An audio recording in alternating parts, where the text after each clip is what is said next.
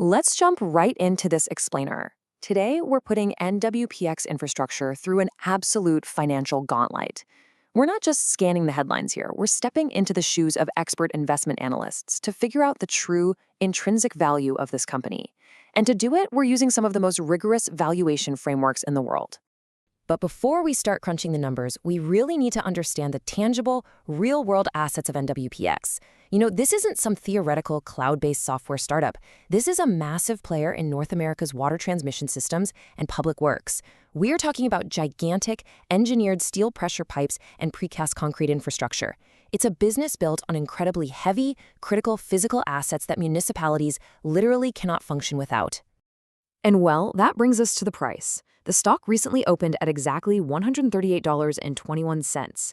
It has definitely seen some serious momentum lately, but our goal today is to strip away all that market sentiment. We need to figure out if that price tag is actually justified by the underlying business fundamentals.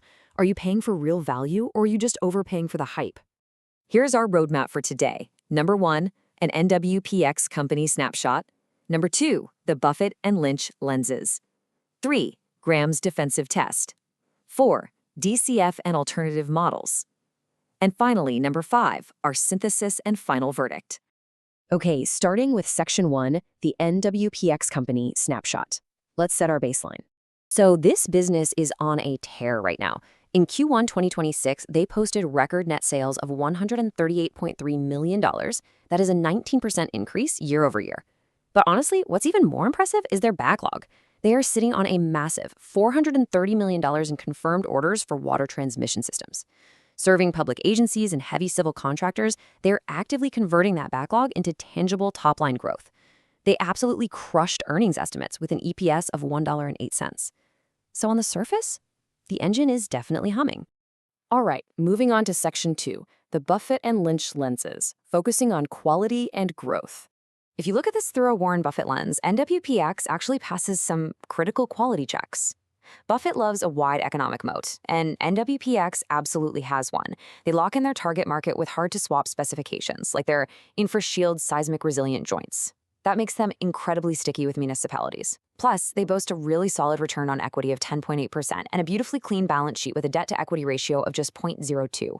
I mean, that's practically zero debt. And looking at owner earnings, management just raised their 2026 free cash flow guidance to a very healthy $50 to $56 million. Qualitatively, Buffett would probably really admire this business. But let's flip the script and look through the Peter Lynch lens. Lynch categorizes companies, and NWPX fits perfectly into his stalwart or maybe even cyclical category because of its heavy reliance on public works budgets. Now, while Lynch would totally praise that pristine balance sheet, he'd immediately flag 2 fatal flaws for his specific strategy. First, the PEG ratio, which is price to earnings divided by growth, is sitting super high at 2.43. Lynch really wants to see that under 1.0. Second, 80.63% of the stock is already owned by institutional investors and hedge funds. For Lynch, who loved finding hidden gems before Wall Street noticed them, this trade is just way too crowded. The growth is already heavily priced in. Let's move to section 3, Graham's defensive test. We are talking uncompromising defensiveness here. To find our true margin of safety, we have to build out Benjamin Graham's classic formula, the square root of 22.5 times earnings per share times book value per share. Since the direct book value was missing from our initial data, we expertly derived it by dividing their earnings by that provided 10.8% ROE.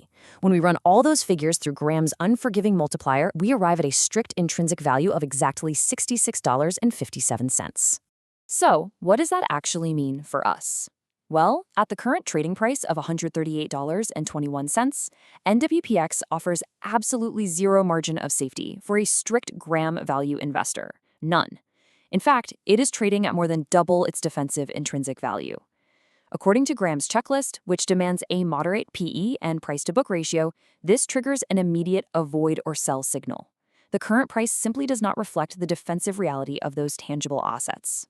Stepping away from the historical gurus, let's dive into section 4, DCF and alternative models for modern quantitative valuation. Building a base case discounted cash flow model obviously requires making some assumptions about the future. Using their guided $50 to $56 million in free cash flow, we can project out the cash they're going to generate. If we apply a very reasonable weighted average cost of capital, or WACC, of 8% and a standard infrastructure terminal growth rate of 3%, our base case fair value lands at approximately $115 per share. And look, even in an incredibly optimistic scenario where we drop the discount rate and push terminal growth up to 4%, the absolute highest value we can squeeze out of this model is $122, which is still well below the current trading price.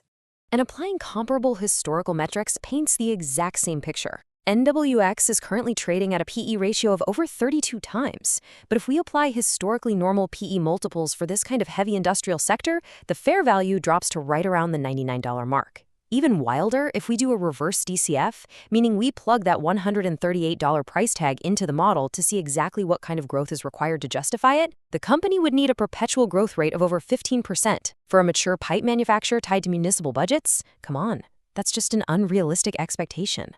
Finally, Section 5, Synthesis and Final Verdict. Did it survive the gauntlet? When we bring all of these models together, a pretty stark reality emerges for NWPX.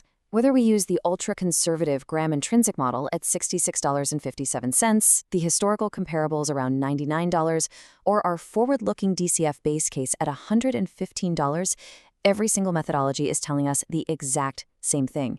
This stock is trading at a significant premium. The market is pricing in absolute perfection right now, and then some. So here is our final verdict. NWPX is undeniably a high-quality business.